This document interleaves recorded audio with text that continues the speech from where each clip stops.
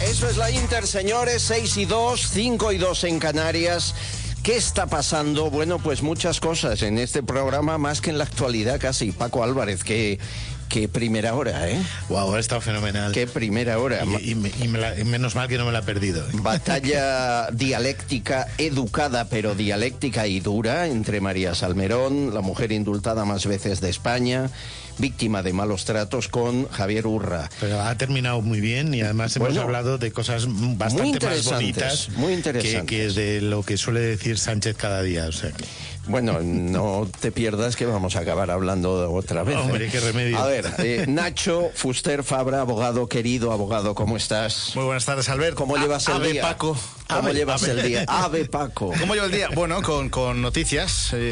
Ha salido la sentencia de los atentados de Barcelona. Sí, por eso, que tú eres parte de ese... Y bien, pues mira... ¿Estáis contentos? 1022 folios que te los traigo. Ahí están, mira, ya tenemos agua para leer hoy. Acabo de hablar, ahora lo comentaba con... Además en doble espacio. Javier Martínez Espínola, el padre de Xavi, sí.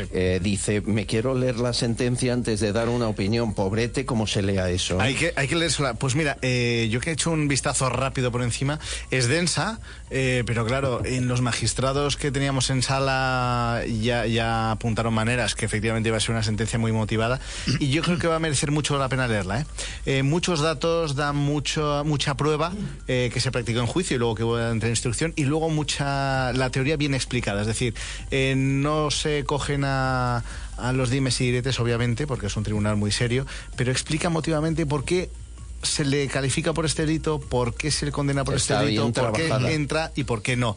Yo, por lo que he visto por encima, me ha resultado interesante, la verdad.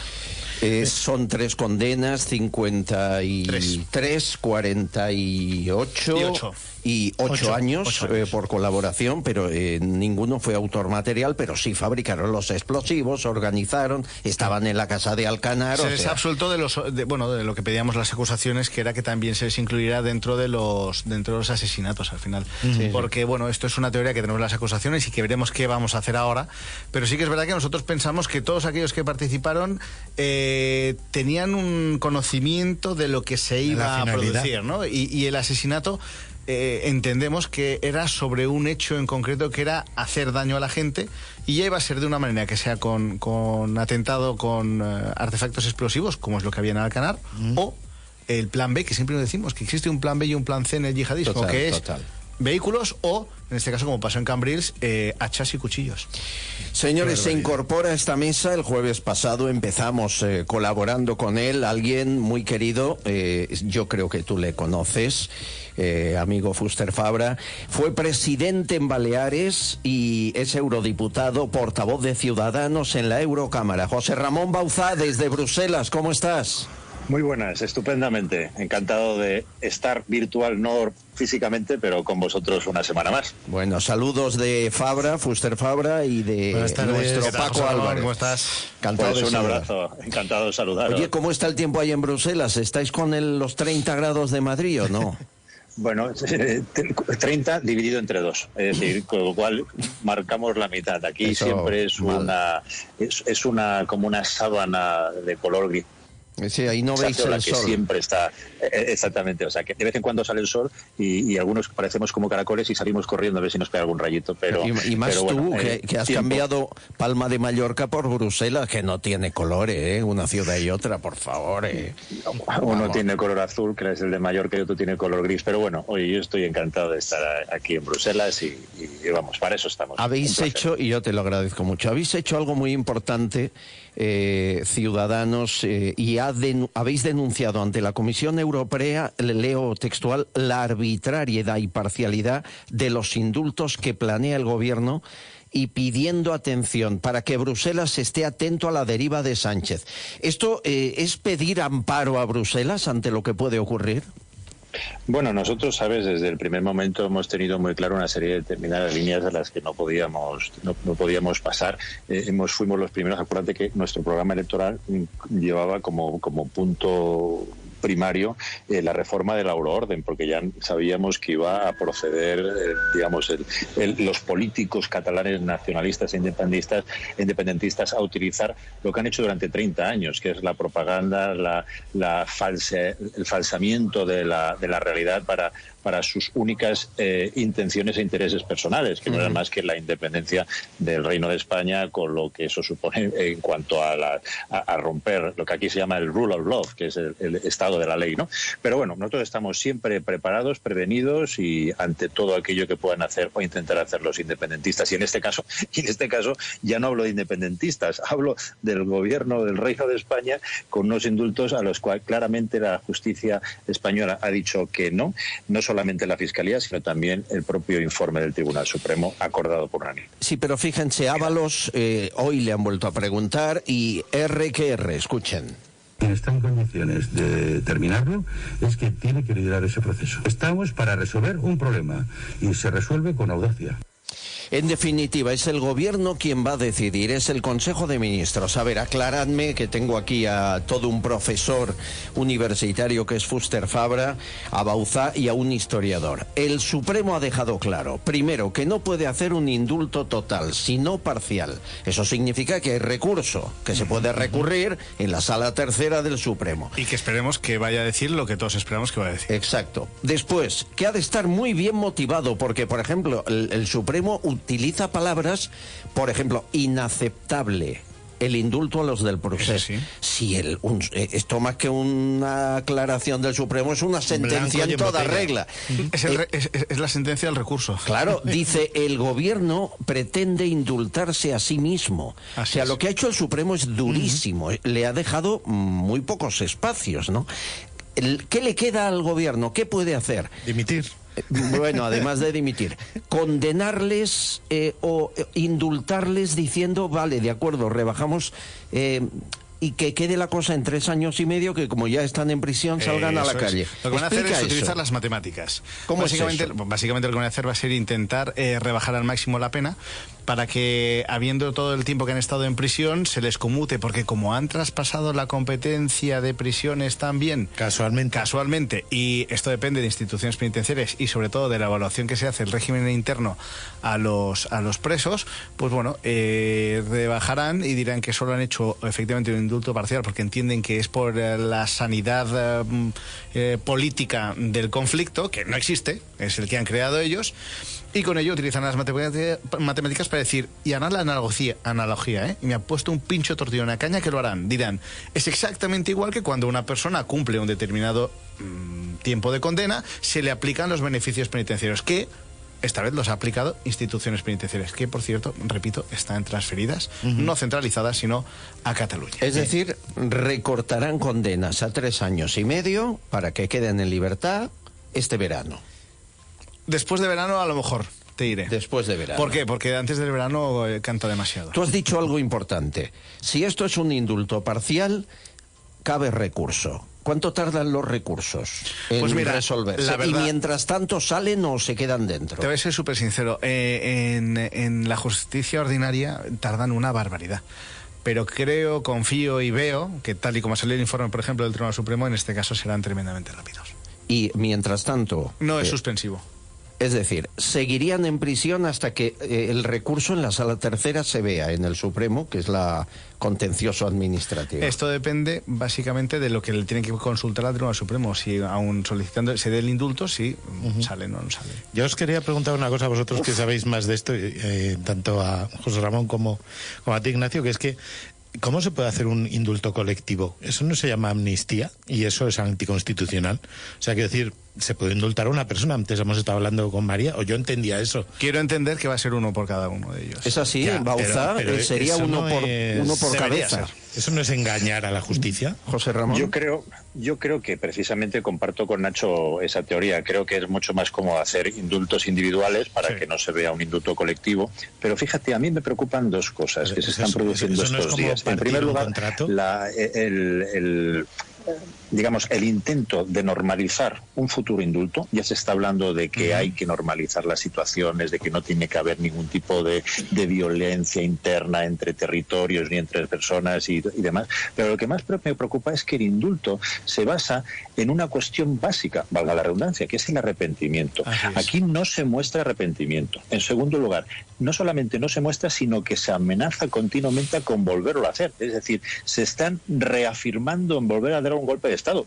Basta escuchar las últimas declaraciones en el pleno del Parlamento catalán. Y sobre todo, lo más importante, ¿cuál es el objeto? ¿Hay alguna utilidad pública para reinsertar en una sociedad que está absolutamente polarizada en Cataluña a aquellos que intentan hacer uso de su posición, en este caso en el Ejecutivo o bien en el Legislativo, para actuar en contra de la Constitución y del propio Estatuto de Autonomía? Eso para mí es... José Ramón, es que hay una cosa muy importante que tú acabas de decir. Política. Acabas de decir una cosa que es importantísima, que ya lo dice el Tribunal Supremo. No entran a hablar acerca de la función resocializadora de la prisión de los internos presos, porque es que esa función no se cumple ni se cumplirá nunca. Es que estamos con unos presos que han cometido una serie de delitos en los cuales ellos ya se han ratificado incluso en sala diciendo lo volvería a hacer. No tienen conciencia de que tienen que resocializarse. Vamos a explicar, porque es que además, Bauzá, tú tienes más cerca a Puigdemont que nosotros. O sea, ve con cuidado, porque a ver si al salir de ahí donde estás te lo cruzas, ¿eh? Vigila la cartera. Te tengo que decir que nos tienen miedo, porque yo cuando veo a Puigdemont, a Comino, a quien fuera, o sea, nosotros, o yo personalmente, no me quito, sino que voy marcando mi camino y creo que obviamente saben que ellos que son los que están, digamos, en el lado oculto. Y una cuestión curiosa, fíjate, en el Parlamento Europeo nadie conoce ni a Puigdemont, ni a Comín, ni a nadie. Es decir, los conocemos nosotros. Y cuando hacen esas declaraciones ante determinados medios de comunicación, suelen ser, eso que decimos, son cuatro gatos, no, son 4 unidades de personas, son ellos 2 y 2 o 3 más, o sea, no hay nadie más. Pasan completamente desapercibidos, su causa no es conocida, nadie los reconoce, nadie les hace el menor de las atenciones, por lo tanto no son nada importantes aquí en el Parlamento Europeo. Es cierto que los pocos que apoyan en el Parlamento Europeo a Puigdemont y a Comín son grupos ultra un tanto antisistema. Bueno, y no solamente eso es lo que podemos llegar a pensar. Dentro, por ejemplo, del grupo ICR, que es un grupo de conservadores, están, por ejemplo, el partido belga, hay el lado belga, digamos, de ICR es absolutamente pro independentista y pro Puigdemont, pero lo que hay, y doy fe en este caso por el grupo liberal al que pertenezco, lo que hay es una contaminación histórica durante 30 años por presencia continua de falacias por parte de los independentistas y ausencia continuada por parte del propio los diferentes colores políticos del gobierno de España, que no han estado atentos al estar continuamente al quite. Yo os lo digo en ese sentido. Yo en mi propio grupo liberal he tenido que hacer una función diaria, continua y constante, didáctica y para explicarles quién era este personaje, ¿no? Y ya saben que tienen de eurodiputado a un fugado de la justicia española, ¿no? Efectivamente. Y por cierto, cuando llegó allí, como la gente no conocía y pedimos turno, hay una costumbre en el Parlamento Europeo, es que cuando un diputado está en un debate, cualquiera de los diputados presentes en la Cámara levanta la mano en lo que se llama la blue card. La blue card, la carta azul, es que tienes derecho, cualquiera de los diputados tiene derecho a que cuando alguno de sus compañeros le levanta una blue card, lo normal es, por cortesía parlamentaria, pues entra en el debate. Es decir, pues tú quieres hablar conmigo, pues vamos a ver, acepto tu blue card y vamos a iniciar ese debate. Cuando Puigdemont llegó al Parlamento las primeras veces, pues continuamente todo el día con la blue card. Le levantaba blue cards continuamente, y el tío no quería aceptar la blue card, no quería debatir, no quería enfrentarse, claro. Y tuve que coger directamente un folio escrito a mano donde le decía que este señor, para que todo el mundo lo supiera, ya que no me daba él el uso de la palabra para establecer debate, lo que le decía es que este señor anterior era un prófugo de la justicia española. Qué fuerte. De verdad lo que hacéis en el Parlamento Europeo. Bueno, está en rueda de prensa ahora mismo la ministra de Trabajo, Yolanda Díaz, Consejo de Ministros extraordinario por el acuerdo que se ha producido de los ERTEs. Escuchamos. La política de las cosas pequeñas, en definitiva, la política de lo cotidiano. Me parece que hoy muchas personas van a poder dormir tranquilas. Muchas familias, muchos trabajadores, trabajadoras y muchos empresarios y empresarias tienen la certeza de que si lo necesitan tienen un mecanismo de protección sin el cual, pues sin lugar a dudas, hoy tendríamos más de 6 millones de personas paradas en nuestro país, y no es así. Y en cuarto lugar también porque, si me permiten, aunque siempre soy prudente, los datos de paro están siendo moderadamente positivos y estamos muy cerca de tocar con los dedos ya los niveles de empleo que teníamos antes de la pandemia. Y esto, sin lugar a dudas, nos... Bueno, claro, si no contamos los ERTEs, Paco, que es la antesala del paro para algunos de ellos, ¿no? Para prácticamente todo el mundo. De hecho, fíjate, justo ayer la mujer de un amigo le han quitado el ERTE para echarla. Que es lo normal, o sea, quiero decir, el ERTE no es nada bueno, aunque a Yolanda le parezca una maravilla. Hombre, es peor que no renueven, claro. Es un salvavidas, pero quiero decir, pero es temporal y ahora, no, puedes dormir tranquilo. Hombre, puedes dormir tranquilo hasta septiembre, de momento. 30 de septiembre, O sea, que tampoco te puedes ir, digamos, no sé. Hay que estar pendientes de estas ruedas de prensa del Consejo de Ministros, porque entre ERTE y ERTE te la cuelan un decretazo, o sea indulto, que no bajen la guardia, ¿no? Además, recordad que los indultos no serán todos de golpe, los irán compartimentando. Sí, ¿no? De viernes en viernes irán liquidando. Nos estás dando claves de cómo lo van a hacer. Tarras, como llevaron a los presos de Tarras. Como los presos de golpes. Claro. Cuenta la gota malaya. Hoy indultamos a uno. Sánchez. Mañana indultamos a otro. Y así hasta acabar. Te diré que de 2 o 3 en 3. Dios de mía. Madre mía. Bueno, por cierto, ayer pensé en ti, Bauzá, porque estaba Felipe González en Antena 3 y dijo algo que dije, esto lo comentamos con Bauzá mañana. Escucha.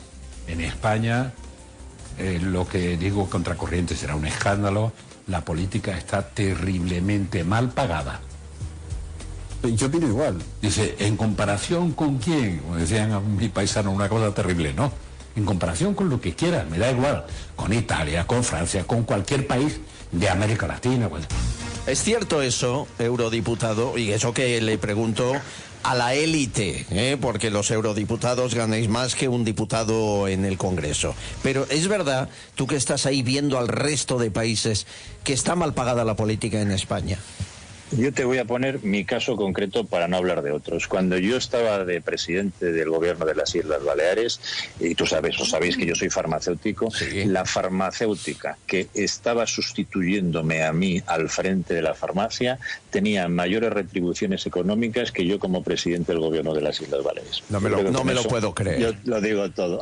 No me lo puedo creer. Sin ningún tipo de responsabilidad. La farmacéutica en este caso, que te sustituyó en tu farmacia de toda la vida, ganaba más que tú, que eras presidente del gobierno balear. Efectivamente, así es. O sea, pero simplemente lo pongo como un hecho y digamos constatable. Pero oye, a lo mejor es que pagas extrapolable a otros, igual es que pagas tú muy bien a las farmacéuticas sustitutas, a ver. Pero lo digo, fíjate, desde el punto de vista que una persona, hablo yo como presidente, como cualquier otra persona que pueda estar, por ejemplo, en el Ejecutivo, que tienes que estar tomando decisiones continuas constantemente, que estás expuesto a la crítica como no puede ser de otra forma, y además, repito, esto es algo voluntario, aquí a nadie se nos obliga a estar en esto, pero sí que es cierto que obviamente podemos hacer comparativas entre diferentes situaciones y estados, y cuando estamos hablando de crisis, pues oye, ya el populismo entra de una manera directa, pero sí que es cierto, la situación que yo os he comentado es la que yo he vivido personalmente y en otros países de Europa no sucede, ni en Italia, ni en Francia, ni en Alemania, se paga mejor a la clase política que aquí. Bueno, la verdad es que desconozco otros ámbitos de parlamentos nacionales de otros países, pero también depende un poquito de la situación. Yo creo que en cualquier caso lo que creo y lo que es importante es que las retribuciones de las personas que tienen que tomar decisiones tienen que estar en consonancia con las decisiones que toman. Es decir, no voy a comparar digamos, un presidente autonómico que estamos gestionando miles de millones de euros de todos los ciudadanos pues compara lo que gana un presidente autonómico con lo que gana el CEO de cualquier compañía que gestiona menos miles de millones y además que sus decisiones no son tan, digamos, no inciden tanto en el día a día de cada uno de ellos. José Ramón, una blue card, levanto. Levanta una blue card. Levanto una blue card. Ahora levanto yo otra. Yo las acepto todas, Nacho. Vale. Oye, ¿y si fuera por productividad? Porque quiero decir, vale, sí, gestionáis muchos millones, pero los déficits... No, totalmente. Vamos a ver, yo sé que esto es... Si los políticos fueran responsables... Que puede ser descontextualizado. No. Yo creo que como todo en la vida, ¿no? Como todo en la vida. Pues hay gente que trabaja mucho y que se merece unas retribuciones adecuadas, y hay gente que está en política, como en otros sitios, que no da ni chapa, y entonces todo lo que está ganando es gratis et amore porque no está teniendo rendimiento. Pero en los momentos, además, en los momentos de situaciones de crisis es muy fácil y es muy cómodo hablar de retribuciones, uno ganar más, otro ganar menos. Yo creo que, mira, cada uno estamos donde estamos. En primer lugar, en el ámbito político estamos porque queremos. A nosotros no se nos obliga, con lo cual, si cobramos más o si cobramos menos, hemos decidido estar ahí. Pero si hay una diferencia, José Ramón... Si te gustaría cobrar más, pues es mala suerte, ha llegado tarde a mal sitio. Muy rapidín, si hay una diferencia entre gente como tú, que es profesional y que de pronto decide dedicarse al servicio de su país o de sus ciudadanos, y gente que desde pequeñín ha entrado en política y no ha hecho otra cosa, eso sí es distinto, ¿sabes? Sin ninguna duda. Y permíteme, pongo el ejemplo del presidente del gobierno de España, y no hablo de colores políticos porque creo que Pedro Sánchez gana lo mismo que ganaba Mariano Rajoy hace unos años. Es decir, que el presidente del gobierno de España esté ganando 85.000 euros siendo el presidente del gobierno de España y que eso se vea como un gran salario, una gran retribución. Bueno, el presidente de color político, Pere Aragonès, nuevo presidente de la Generalitat, casi le dobla. Fuster Fabra. A ver, yo este debate me gusta, y además es un debate que yo insto a que se haga. Y además insto a que se suban los sueldos a los políticos porque creo que es necesario. Pero creo que así como, y José Ramón lo sabe porque es empresario, al final tiene una farmacia, es empresario, sabe lo que es trabajar y sabe lo que... Yo siempre pongo ejemplo en el despacho, e incluso a los alumnos en la facultad les digo, no saben ustedes lo difícil que es ganar 1 euro sin prostituirse ni mendigar, porque si no es más fácil, ¿no? Pero esto es dificilísimo. ¡Qué bestia! Hay que asumir las responsabilidades. No, pues es verdad, hay que asumir las responsabilidades y hay que asumir sobre todo el trabajo al que uno está destinado, ¿no? Y que la política se suba al sueldo, sí, pero también quiero responsabilidades. Sí. Esto es fundamental. Un CEO de una empresa, un directivo de empresa... Cuando más retribuciones tienes, más responsabilidades hay que exigirle. Y permíteme, y también yo digo una cosa en la que incido siempre que tengo la oportunidad, y en conferencias y en simposios y tal, sobre todo a la gente joven. Es importante que España, o que los jóvenes tengan inquietudes para dedicarse a la política, porque eso nos engrandece a todos y nos hace crecer. Pero siempre que esos jóvenes entren en la política, cuando tengan su formación acabada, cuando tengan un puesto de trabajo consolidado y cuando sepan que después de entrar pueden salir cuando quieran porque no dependen de la política para tomar ni una decisión ni para vivir. Eso es fundamental también para la cultura. Porque tienes ministros que no saben lo que es ni siquiera cobrar una nómina, ya no digo pagarla. Hombre, es que no saben lo que es cobrar una nómina de un trabajo en el sector privado medianamente regulado. Es que no ni siquiera saben si leer sexto o cuarto. Ese números romanos. Bueno, me preguntan oyentes de la Inter, ¿el rey tiene alguna manera de no firmar esos indultos, de negarse a hacerlo? No. Fuster Fabra, ¿estás seguro? A ver, por poder puedo decir que no lo hace y entonces montamos un serio problema institucional. Lo único que le digo es que no abdique como Balduino, porque aquí se coge la abdicación y no vuelve. Eso es. Aquí no te puedes fiar. Te digo el no porque aquí, a efectos prácticos... Pedro Sánchez autocorona. Vamos, se autocorona el reina por un día. Exacto, como Napoleón, ¿no? Directamente se autoproclama él. Y es capaz de hacerse un cuadro. También. A tiempo real. No, a efectos prácticos no lo puede hacer. Es decir, el rey es triste, que es así, no tiene ninguna capacidad de decisión, absolutamente nada, frente a ningún documento que se le coloque enfrente. Es decir, él puede negarse, pero acto seguido desencadena un mare magnum político que no se puede. Y de jefatura de Estado que no se puede hacer. ¿Estás de acuerdo, Bauzá? ¿No hay otra fórmula?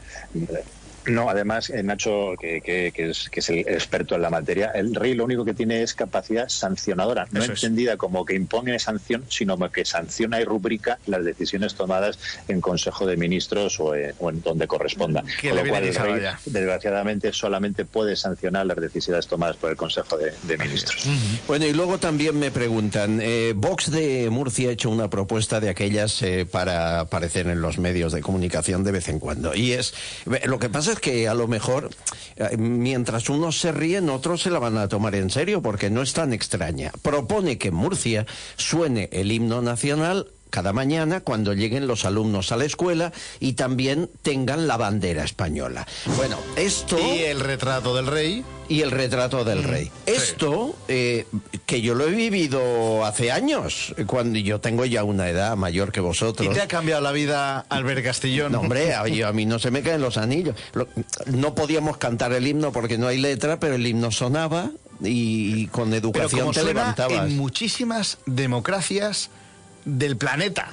Bueno, esto pasa en Francia, Estados Unidos, Chile, México, Argentina, Inglaterra, Bauzá, en Estados Unidos, en los campamentos de verano. Aquí lo propone Vox y parece que sea un grito al fascismo. Por favor, que estamos locos. ¿Y qué le va a cambiar la vida a los estudiantes?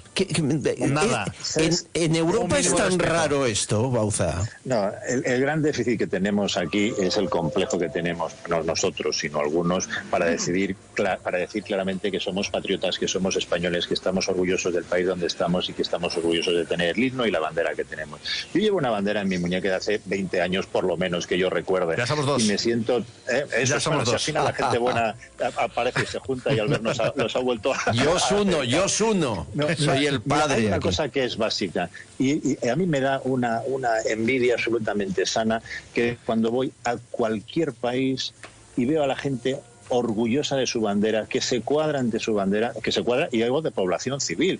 Es muy extraño en España que se produzca, por ejemplo, voy a poner un ejemplo, cuartel general de la Guardia Civil en Guzmán el Bueno, en Madrid, donde se produce el izado y el izado de la bandera, pues entonces, te hablo de hace unos años. Yo estaba estudiando en Madrid y cada vez que se producía el izado de la bandera o su retirada, pues se sonaba el himno de España y la gente en ese momento que pasaba por la calle y que estuviese enfrente, todo el mundo se paraba, se bajaba la bandera y la gente seguía andando y caminando con naturalidad. Bueno, eso que hace unos años, yo era estudiante, han pasado 20, pero se producía con naturalidad, eso se sigue produciendo en el resto de países de los que hemos estado hablando. Eso ahora es prácticamente inviable e irreconocible que pase en España. Y si eso pasase, te dirían de todo, y lo primero que te dirían es: ¿por qué te paras tú? ¿Qué hay para que te estés parado? ¿Por qué digo esto? Y voy a poner otro ejemplo. La mayor ofensa que le puedes hacer, en este caso hablaba de norteamericanos y de estadounidenses, la mayor ofensa que le puedes hacer a un norteamericano es mancillar el honor de su bandera. Tal cual. Y ha habido una persona que ha mancillado públicamente el honor de la bandera, hablando, respondiendo, representando a todos los ciudadanos, que fue el presidente Zapatero, cuando se quedó sentado al paso de la bandera nacional norteamericana en el desfile de las Fuerzas Aéreas. Ese hecho que todavía recuerdan los norteamericanos, porque los norteamericanos a las ofensas a la bandera, eso no lo perdonan, no las olvidan nunca, eso todavía nos está perjudicando, nos está costando. Y el rey, y en este caso el presidente del gobierno de todos los españoles, para gracia y para desgracia de todos nosotros, que nos representaba, si a él no le gustaba, se tenía que haber puesto de pie, aguantarse y apretar los dientes y esperar que pasara. Lo que no puede hacer es que en nombre de los españoles humille a un país o un país aliado, como es el caso de Estados Unidos. Por lo tanto, el compromiso, el orgullo patrio de ser españoles es algo que no debería acomplejarnos, sino que debería enorgullecernos en todos y cada uno de los momentos de nuestra vida en España. Así es. José Ramón, una pregunta, porque yo he visto que, en cambio, lo he visto que sobrinos míos que viven en Guernica, y también lo he visto en Cataluña, que ahí sí que no pasa nada porque pongan banderas incluso inconstitucionales en las escuelas y en las iglesias. O en el segador y nadie gana. Eso, y lo de buen golpe de hoz, buen golpe de hoz. Bon cop de fals.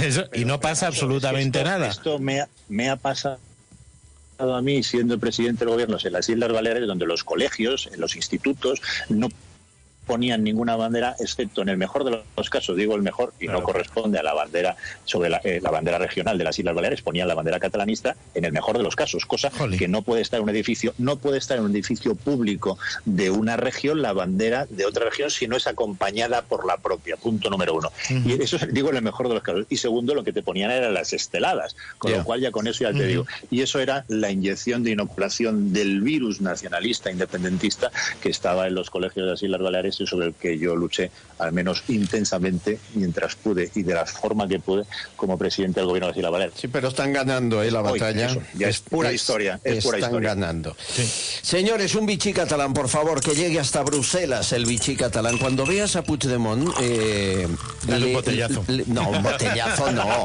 Que Bauza es un hombre de paz. Bueno, no. Dale una pero botella. Enséñale Vichy catalán porque le repele. Es una de esas cosas que no puede. Las cosas buenas, claro, como siempre. Vichy catalán está en todo el mundo. Con la mano donde tengo la muñeca la bandera. En más de 86 países del mundo está este agua maravillosa que nace en España, en la provincia de Girona, en Caldas de Malavella, y que nace así con sus burbujas. No deje de tomarlo. Además tiene 1000 ventajas para la salud. Están los informes médicos en la página web vichycatalan.es. En el Downtown de Andorra está el sitio ideal para su descanso, el Hotel Plaza. Un mundo de exclusividad en una magnífica ubicación, cómodas habitaciones renovadas con todo lo necesario para disfrutar del país de los Pirineos. Te invitamos a conocer su restaurante excepcional, su magnífico spa y a disfrutar de los salones del hotel con sus mejores cócteles. Haga de su paso por Andorra una estancia placentera. Innovamos para usted. Escápate al Hotel Plaza en Andorra. Lo tienes a un clic de distancia en la web plazaandorra.com. Llevamos años demostrándote que cumplimos con nuestras promesas. Somos creadores de las viviendas más seguras del mundo. Utilizamos electrónica con inteligencia predictiva, porque tu seguridad es lo primero. Por eso seguimos haciendo lo mejor que sabemos hacer: protegerte. Suacorp, especialistas en alto riesgo.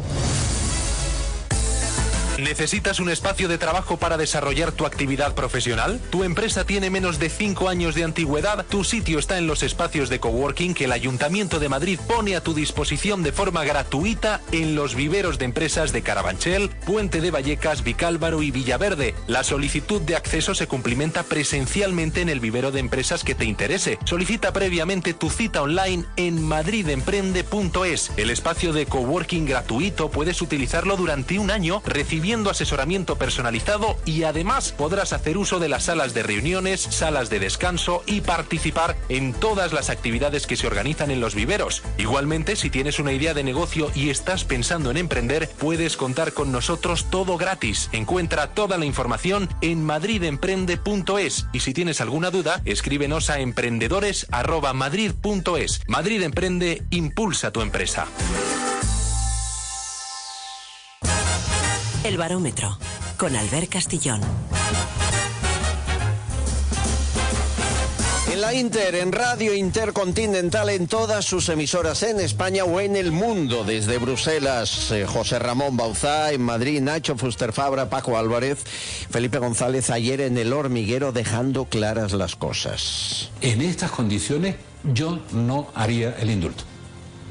Y repito, en esas condiciones yo no haría el indulto. Y García Paje, más claro que nadie, igual que Fernández Vara, todos los varones han empezado a tuitear, han abierto la veda.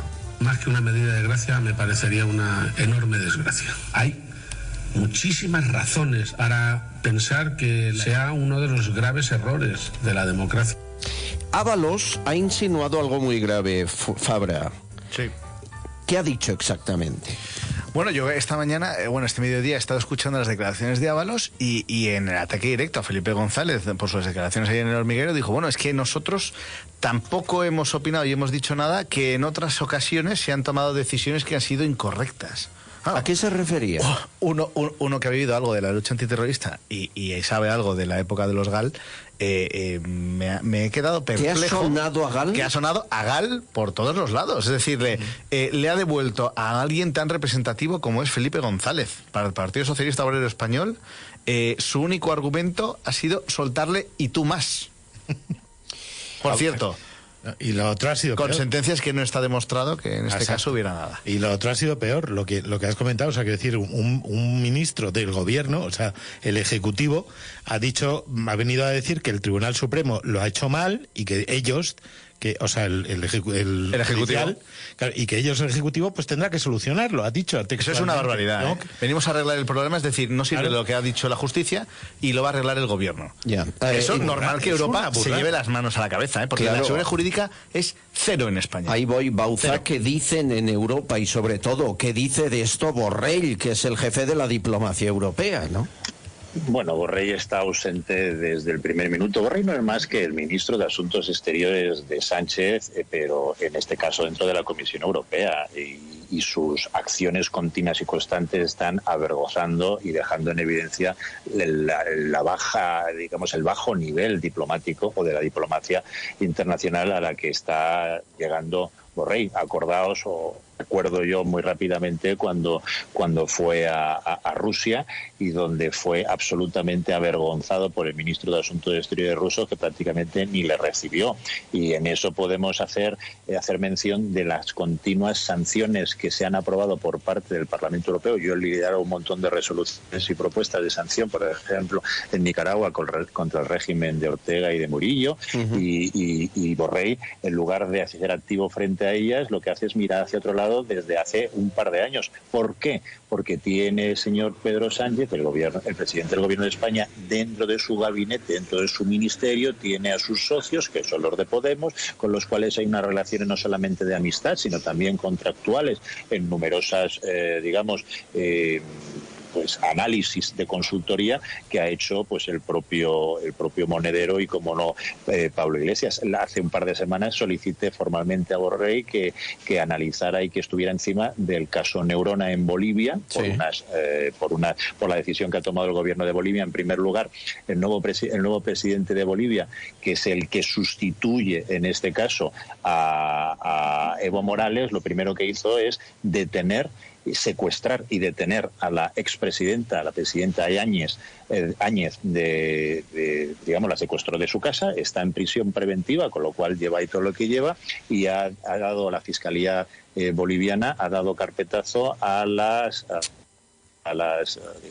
incoaciones y las solicitudes de investigación de la empresa Neurona que le solicitó al propio gobierno de España. Por lo tanto, ¿qué hace el señor Borrell? Siempre mirando hacia otro lado. Y el último caso, para no irnos más tiempo, más lejos en el tiempo, es el caso de Marruecos, donde quien tuvo que responder ante la agresión sufrida por parte del gobierno de Marruecos en lo que era una injerencia directamente sobre nuestro territorio, tuvo que salir una comisaria europea en lugar de salir el alto representante, denominado como tal, que es el señor Borrell, de la diplomacia europea, a decir, en primer lugar, como español, que debería haber salido, y en segundo lugar, por su ámbito competencial, que esto era absolutamente condenable, deleznable. Alguien le ha dicho a Borrell perfil bajo, eso es evidente, porque si no, yo no lo puedo entender. Ahí, los que conocemos un poco a Borrell, yo creo que esto José Ramón lo puede compartir. Él tiene una muy buena política y muy buena prensa personal como diplomático cuando le han dejado trabajar a él.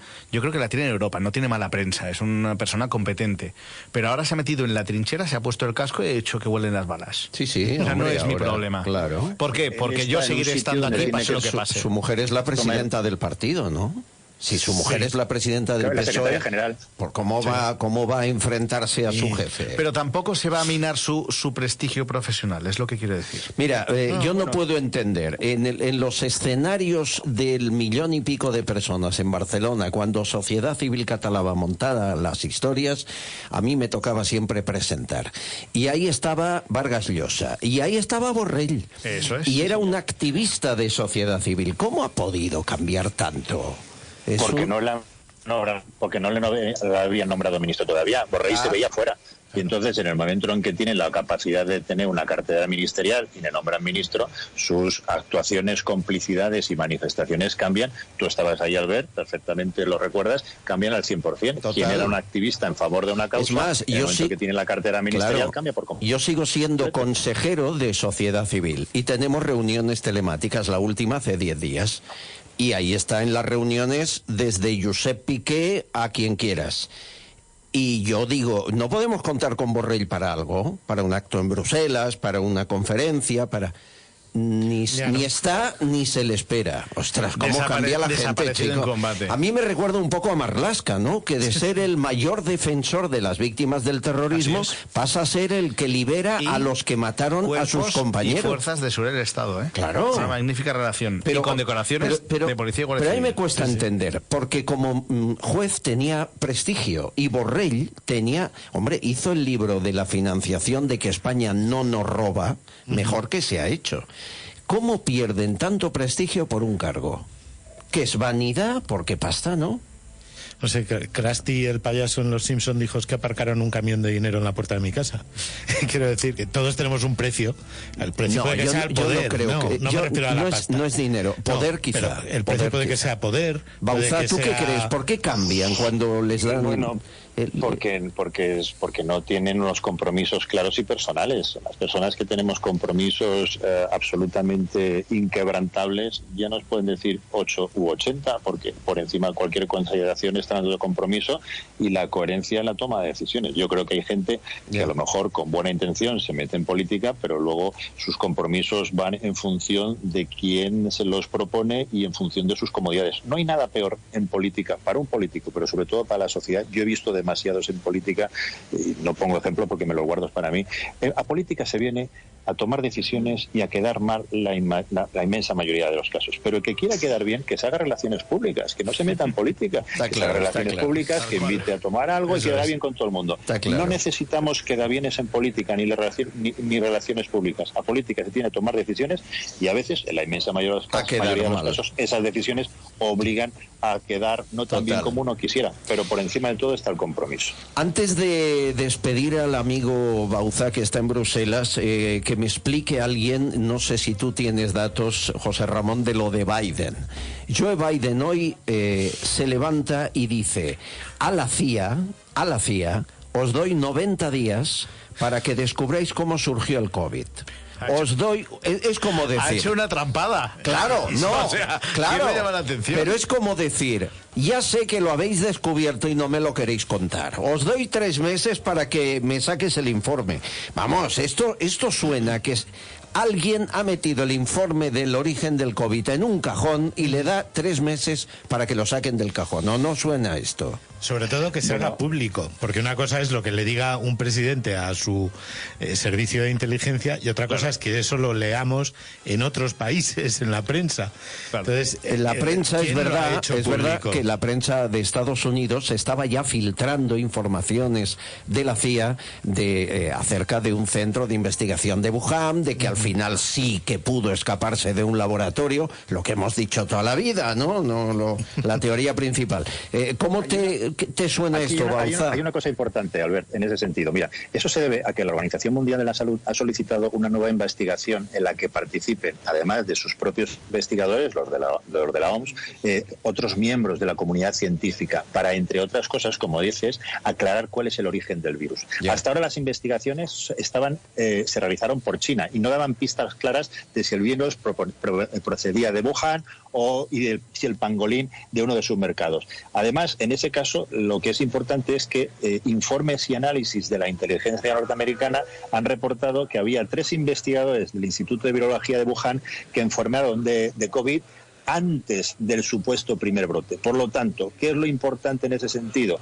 Pues que la pandemia que ha dejado millones de muertos entre nuestros compatriotas y vecinos debe analizar en profundidad si hay un verdadero problema de seguridad o es otra cuestión. Por lo tanto, ¿Y sabremos la verdad? Es importante que no haya conspiraciones sin fundamento, pero tampoco podemos quedarnos de brazos cruzados. Hombre, y hay que saber qué es lo que ha pasado. Clarísimo. Por cierto, que come Biden para estar así con casi 80 años, ¿eh? Es una cosa que... o que no come. O que no come, a lo mejor es eso. La gracia de todo esto, dos cuestiones. Uno, Biden no dista en absoluto nada lo que era Trump, es decir, es exactamente lo mismo, lo que pasa es que con otro perfil, con un lenguaje más moderado. En apariencia es otro completo. Bueno, sí, físicamente y poco más, y que no tiene color. ¿Quieres decir que las políticas tiene color de Doritos? No, vale, ya está. No. Pero es que a partir de eso, la política es exactamente la misma. Lo que pasa es que marcando unas palabras y unos términos radicalmente diferentes.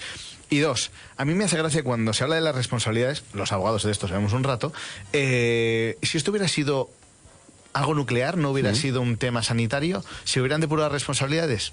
Sí. Como pasó en su momento en Chernóbil, ¿verdad? Seguro. Pues esto sería o Fukushima hubiera sido exactamente igual, ¿no? Lo que no entiendo es por qué no la gente se hace la pregunta de, uno, ¿quién es el responsable? Y dos, ¿quién estaba jugando con esto? Bueno, porque qué beneficio tiene haber creado ¿qué beneficio tiene haber creado el COVID? Esto es como cuando le dices esto a tu hijo pequeño, le dices no juegues con fuego porque si estás jugando con fuego es que te vas a quemar. No juegues porque pero no con esto jugamos todos, ¿eh? En Europa también hay laboratorios con fabricaciones biológicas. Vale, preguntémosle a Europa en Rusia, en Estados Unidos, preguntémosle a Europa, partes. y esto es una pregunta para José Ramón. ¿En serio no podemos regular que hay cosas que no se tienen que crear ni se tienen que trabajar con ellas ni tienen que desarrollarse? Nadie entiende que se desarrolle un virus mortal. Bueno, lo hemos de dejar aquí. Bauzá, gracias, cuídate mucho. Hemos ido escuchando, por cierto, megafonía de la Unión. ¿Qué decía esa megafonía de la Comisión Europea que oía de fondo? Pues no sé, porque aquí hay megafonías varias. A ver si te están llamando a ti hace una hora. El señor Bauzá... Están llamando a Puigdemont, que le han otorgado la tarjeta azul y que vaya. Que vaya. Oye, que por cierto, tengo no una primicia, pero sí una cosa que es interesante. Que dentro de poco, si todo va bien y así se define finalmente, podremos ir a tener un pleno en Estrasburgo dentro de 15 días. No había ningún pleno en Estrasburgo por parte del Parlamento Europeo desde hace más de un año, con lo cual es posible que la próxima vez que hablemos o en 15 días no te hable de Bruselas ni de España, sino que lo haga desde Estrasburgo. Qué maravilla. Un abrazo, Bauzá, gracias, cuídate mucho. Un abrazo muy fuerte. José Ramón Bauzá, eurodiputado, portavoz de Ciudadanos en el Parlamento Europeo. Bueno, me permiten, gestoritas, apunten, 910220807, 910220807. Servicio contable y fiscal, 66 euros al mes. ¿Quiere la declaración de la renta? Por 50 euros. Diga de parte del barómetro y 30 euros menos. Cualquier empresa, módulos, autónomo, SL, una pyme, 910220807. Pague mucho menos con Gestoritas. Hay más de 7.000 amigos que ya se han subido al carro de Gestoritas. Y vais a jugar los dos y hoy especial indultos. O sea que preparaos, especial indultos. Claro, ¿y quién pensará que el abogado Nacho Fuster Fabra tiene ventaja? Pues no. Pues no, porque Paco Álvarez de indultos a un rato. También, y ha sido muchas cosas. Hombre, el indulto viene ya de Roma. No, y además es más fácil que le hayan indultado a él que a ti. Desde luego. Porque aquí un pasado turbio tenemos todos. Si esto fuera Texas. Las preguntas empiezan ya. Atención. ¿Cuáles son los delitos más indultados en España?